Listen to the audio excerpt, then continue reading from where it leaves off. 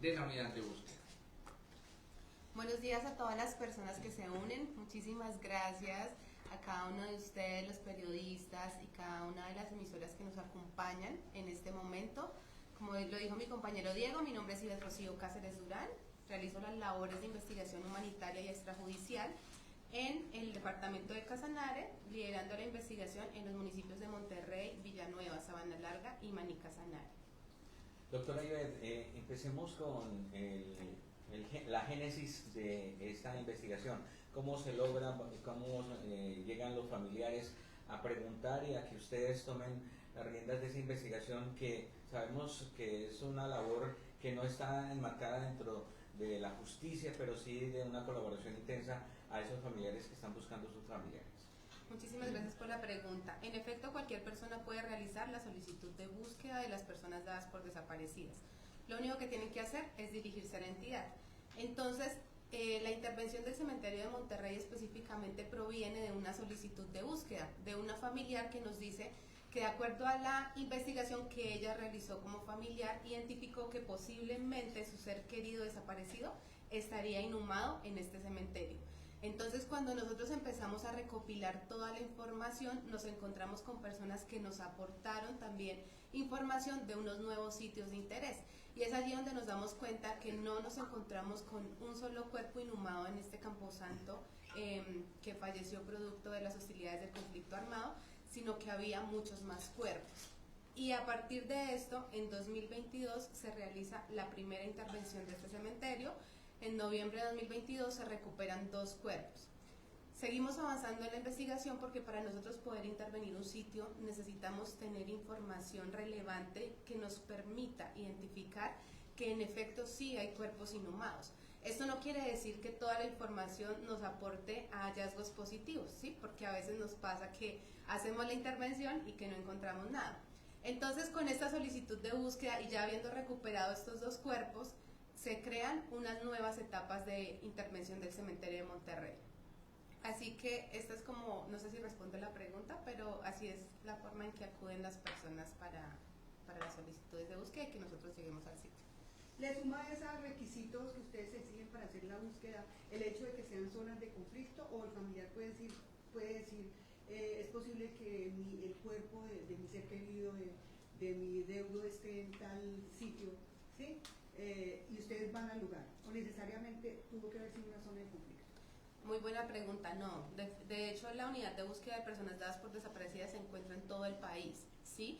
Entonces, si por ejemplo las personas viven acá en Casanare, pero sus seres queridos desaparecieron en otro territorio, también pueden hacer la solicitud de búsqueda con nosotros, y lo que hacemos precisamente es remitir a nuestros compañeros de las otras territoriales donde ocurrieron los hechos para que ellos sean los que realicen la búsqueda. Por eso digamos que la unidad de búsqueda, el centro son las personas buscadoras, son los familiares. A veces nos dicen, yo conocí un vecino y nunca supe qué pasó con él. Una persona como familia social también puede realizar la solicitud de búsqueda, ¿sí? ¿Qué es lo que ocurre? Que al momento de un proceso de cotejo genético, de ADN, para poder hacer la investigación, pues es más desafiante saber que si era o no era. Sin embargo, cualquier persona puede hacer la solicitud de búsqueda en cualquier parte del país. Si hay personas que en este momento nos están viendo y saben que sus seres queridos desaparecieron acá en Casanare, pero no tienen información adicional, pueden ir a cualquier unidad de búsqueda de cualquier territorio y ellos nos remiten la solicitud de búsqueda y nosotros iniciamos con la investigación. Especialmente para estos casos, ¿hace cuánto tiempo estaban sus familiares detrás de la búsqueda de sus seres queridos? Nosotros buscamos personas que hayan desaparecido antes del 1 de diciembre de 2016. De ahí hacia atrás no tenemos límites, ¿sí? A partir del 1 de diciembre de 2016 hacia acá, sí, las labores de búsqueda se enmarcan en otras entidades. ¿El hallazgo correspondía a qué departamentos eran las personas que estaban desaparecidas? Ahí es una muy buena pregunta. Bueno, entonces les contaba hace un ratico que habíamos hecho una intervención en 2022. Resulta que empezamos a recibir más información, ya empezamos a hacer cruces también con necropsias, empezamos a identificar todas las solicitudes de búsqueda y nos dimos cuenta que habían más cuerpos. Entonces se realizó una segunda fase. En esa segunda fase recuperamos 9 cuerpos, pero pues nos quedaban más sitios por intervenir, entonces se planteó la tercera fase. Hasta la fecha hemos recuperado en total 19 cuerpos que no han sido identificados, ¿sí? Por eso es tan importante este espacio para nosotros, porque nos permite que personas que tengan familiares asociados al cementerio de Monterrey o que sepan que pudieron desaparecer en el marco de este municipio o este departamento, se contacten con nosotros. Y ahorita precisamente queremos hacer una invitación, y es que estamos haciendo una prueba piloto de toma de muestras, porque la toma de muestras es un indicador importante que aporta a la identificación. No es un determinante de la identificación, pero sí nos aporta. Entonces, si ustedes como familiares no han dado una muestra biológica de ADN ni a la unidad de búsqueda, ni a medicina legal, ni a ninguna otra entidad, pues los invitamos a que se acerquen a los municipios de Monterrey, Villanueva, Tauramena, Agua Azul, Yopal y Paz de Ariporo, Casanare, que allí están en los hospitales, en las heces, tomando las muestras. Sería que nos pregunten específicamente en dónde, y les damos las indicaciones. Para el doctor Diego Chaparro, antropólogo, estos hallazgos identificados, ¿de qué edades eran más o menos en la edad de los cuerpos que encontraron? Las edades que nosotros encontramos son variables, pero en el cementerio de Monterrey en particular hemos encontrado personas relativamente jóvenes, de entre los 18 a los 30 años. Igual hay que hacer una acotación ahí, eso es en relación a los cuerpos a los cuales se les logró identificar la edad al momento de la muerte, porque nosotros, pues yo como antropólogo forense, al momento de determinar la edad, de estimar la edad de un individuo, de un cuerpo, tengo que observar unas características particulares que no se tienden a conservar muy bien. Los ejemplos que doy en este momento de las edades de 18 y 31 han sido de cuerpos que en este contexto en particular han estado bien conservados y que me han permitido hacer esas observaciones. Sin embargo, también he encontrado cuerpos de personas que pueden estar más allá de los 60 años. Es variopinto, pero por lo general se han tratado de personas jóvenes. ¿Y el género se conoce? Sexo, sí, por lo general la mayoría de personas que hemos encontrado son hombres. Doctor Diego, para hacer además esta rueda de prensa como pedagógica para las víctimas de familiares, ¿qué elementos se tienen en cuenta? ¿Cuáles es la información importante para ustedes como insumos para poder establecer de pronto identidades, sexo, en fin, diferentes elementos que son necesarios para ello? Por lo general, cuando nosotros tenemos una solicitud de búsqueda, las investigadoras realizan una entrevista con los familiares en las cuales les hacen preguntas acerca de, pues más allá de las circunstancias, de cómo era su familiar, de cómo lucía su familiar, de qué hábitos tenía, y esta información siempre va a ser variable, según varía de persona a persona, pero en estas entrevistas en ocasiones se obtiene información sobre rasgos individualizantes de una persona. ¿Esto qué puede ser? No, lo que pasa es que mi familiar sufrió una fractura cuando tenía 15 años en el fémur izquierdo porque se cayó de la moto. Esa fractura nosotros luego cuando encontremos un cuerpo la vamos a poder ver en el registro óseo. O que mi familiar tenía brackets, o que le hicieron amalgamas en los dientes.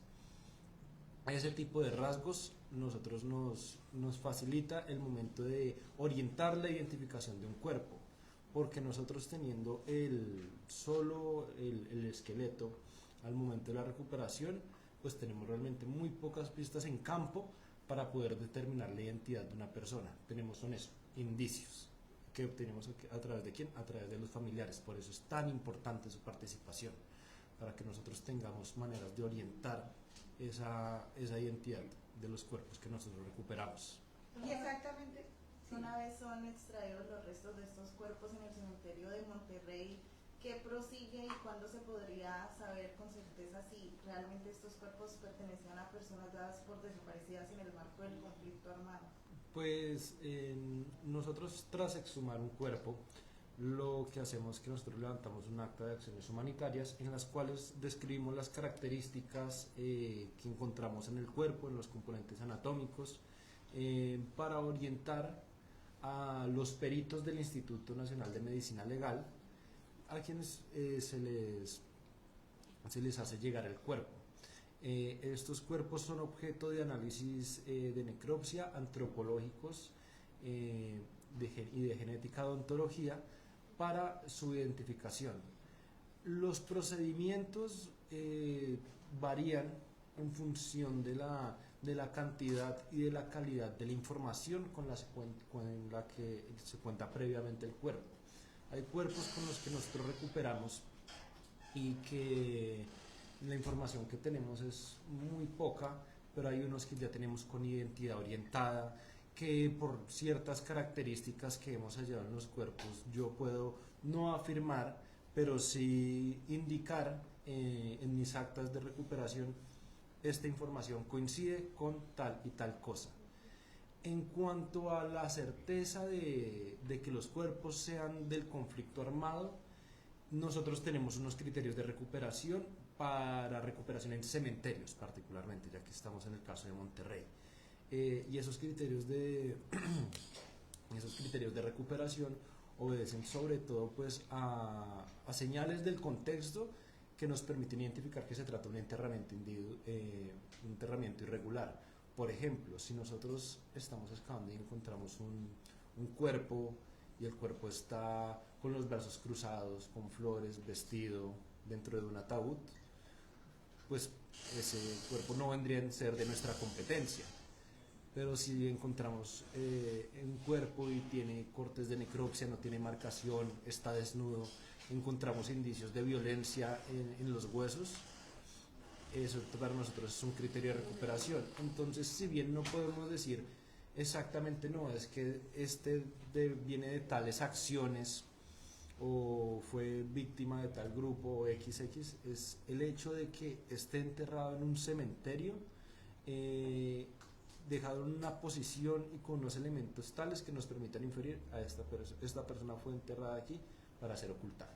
Doctora Ivette, este hallazgo se logra por declaraciones en la JEP. Este hallazgo se logra con aportes de información brindados por la comunidad y por personas que fueron testigos o que conocieron de los hechos. Y acá es muy importante, o sea, nosotros sí tenemos un relacionamiento interinstitucional. Sin embargo, las acciones realizadas en el cementerio de Monterrey Casanare provienen de la participación activa de familiares, de personas que tenían información, de personas que también participaron de la inhumación sin ser directamente quienes cometieron los hechos o que tuvieron conocimiento. Y por eso la invitación es tan importante, porque lo que queremos que sepan es que la búsqueda es de todos. Ustedes como medios de comunicación son fundamentales para nosotros, para que nos acompañen en la socialización del mandato, en todo lo que hemos venido haciendo acá en Casanare, porque nosotros necesitamos que las personas que tienen información sobre la inhumación de cuerpos nos brinden esa información. Les recordamos que somos una entidad humanitaria, extrajudicial y confidencial. Humanitaria precisamente porque buscamos a todos sin distinción de género, de edad, raza y sin importar a qué se dedicaban al momento de la ocurrencia de los hechos. Extrajudicial porque nadie que aporte a la búsqueda con la unidad de búsqueda se va a ver vinculada a procesos judiciales, ya que toda la información la usamos única y exclusivamente para la búsqueda. Los procesos judiciales pues están a cargo de otras entidades. Y además somos confidenciales porque toda la información que hemos recibido nadie la conoce, ¿sí? Entonces, las personas que nos aportaron al cementerio de Monterrey, pues nadie sabe quién fue, pero fue su aporte valioso el que nos permitió la recuperación de estos 19 cuerpos hasta el momento. Cabe resaltar que todavía se tienen planeadas fases de intervención de este cementerio, porque con la información que hemos venido recopilando se presume que hay más cuerpos ahí. Y en línea con lo que dijo Oscar, y para que la comunidad esté muy atenta y sepa de qué se trata exactamente la prueba que ustedes recogen y a la cual están convocando. ¿La muestra biológica? La muestra, sí, sí. Ah, ok. Entonces, Diego hablaba algo muy importante, y es que las características morfológicas, fisiológicas de una persona nos permiten dar una orientación de la identidad.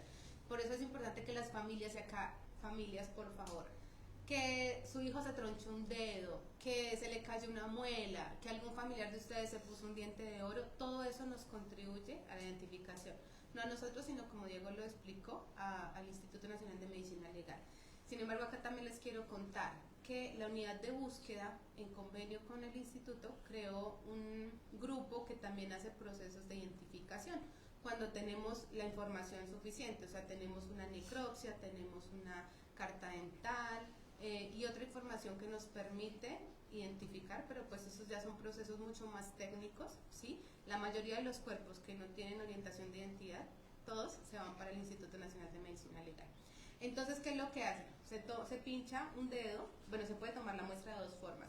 Una forma es a través de pinchazo en un dedo, se toman unas goticas de sangre, se ponen en unas tarjetas y esa tarjeta también es enviada al Instituto Nacional de Medicina Legal, donde tienen unos bancos. Entonces, para las personas que de pronto no conocen, hagamos de cuenta que es un banco de dinero, pero en este caso lo que tienen es un banco de ADN. La muestra que llega allá se empieza a procesar con todos los cuerpos que han llegado al Instituto Nacional de Medicina Legal, sin importar qué entidad los ha recuperado o cómo han llegado, ¿sí? Entonces, esta muestra genética lo que nos va a indicar es si hay un parentesco entre la persona que se encontró el cuerpo que está allí con la persona que dio la muestra. Y eso se arma pues en términos de porcentajes. Entonces, ahí solamente sabemos que hay un parentesco, porque también hemos vivido experiencias en las que no se tiene solo un familiar desaparecido, sino 4. Y cuando se recupera el cuerpo, pues no se sabe quién es el familiar, ¿sí? Y ahí cuando Diego nos dice, las características son muy importantes, ¿sí? No, todo esto nos ayuda a la contribución y todo esto pues envía a Medicina Legal para que a través de una entrevista forense detallada, donde se sepan características individualizantes, pues se permita la identificación. Doctor Diego, estos hallazgos que ustedes realizan en Casanare o en otras regiones, ¿la mayoría son hombres los que encuentran o mujeres también? ¿Qué porcentaje de mujeres?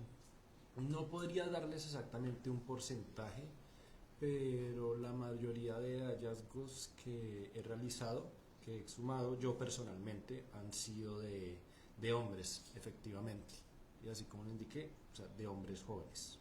Entonces, tiende a ser variopinto, sí. Tiende a haber personas, como ya le decía, personas un poco más mayores. Tiende a haber también mujeres, pero la mayoría de personas recuperadas, de cuerpos recuperados, han pertenecido a hombres. ¿Y se define el tiempo que llevan en esa fosa? No, eso es muy difícil de determinar porque las condiciones de los suelos varían de región a región. El suelo de Monterrey es muy distinto al suelo de Villanueva y están relativamente cercas. Los suelos ribereños son muy distintos a los suelos de sabana y todos reaccionan distintos, todos los cuerpos son enterrados de manera distinta. Hemos tenido casos en los que hemos encontrado cuerpos que todavía tienen tejido, a pesar de llevar 20 años inhumados. Hemos encontrado, en lo contrario, cuerpos que no llevan 15 años, pero que ya las estructuras óseas están significativamente deterioradas. Va muy en función de, o sea, digamos, a nivel técnico-científico, eso es muy difícil de determinar. Lo que los indicios sobre la temporalidad de los enterramientos, lo que más nos ayuda es la investigación. Aclaro, pues hay una acotación pequeñita. En ocasiones nosotros nos topamos con indicios que nos permiten datar un sitio. Un ejemplo que me pasó de un lugar que ya había sido previamente intervenido. En una fosa yo encuentro un montón de basura. Más o menos 80 centímetros de profundidad. Y entre esos encuentro una bolsa de cafecillo rojo.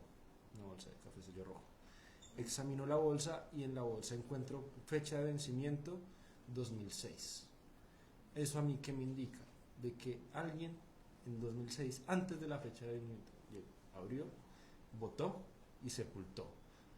A veces he encontrado monedas también con fechas, pero de nuevo, estos son hallazgos contextuales. Esto obedece a cada fosa es un mundo distinto, cada enterramiento en tierra, cada bóveda, todos son distintos. Entonces, las temporalidades van a estar marcadas por aquellas pequeñas pistas contextuales que yo pueda identificar. Por eso yo tengo que ser tan cuidadoso con todo lo que yo traigo, con todo lo que yo registro, porque puede que haya un pequeño indicio que permita orientar las temporalidades. Mi compañera Ivette en sus informes de investigación humanitaria, a veces ella me indica temporalidades que es, digamos, de 1999 a 2004. Son ventanas de tiempo que, pues, por los aportes de información no pueden cerrarse un poco más, pero hay indicios de lo que yo encuentro materialmente que puede que permitan ayudar a cerrar un poco más esa ventana.